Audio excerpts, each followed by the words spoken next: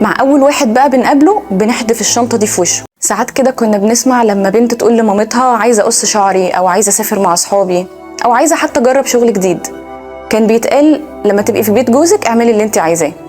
قيس بقى على كده حتى الاحتياجات العاطفيه والحب والطبطبه والاهتمام، ده غير طبعا العلاقات اللي دخلناها وفشلت. بنفضل نكبر واحنا شايلين على كتافنا شنطه مكتوب عليها لما اتجوز. مع اول واحد بقى بنقابله بنحدف الشنطه دي في وشه، وبيبقى مطلوب منه يحقق كل اللي فيها.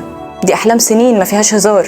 وقتها كل واحد بيتعامل مع الطرف التاني على انه فانوس علاء الدين اللي هيحقق الاحلام.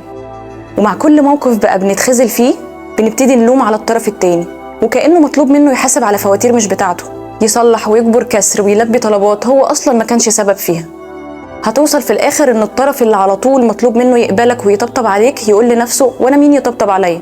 كل ده عشان بحبك؟ طب مش لاعب.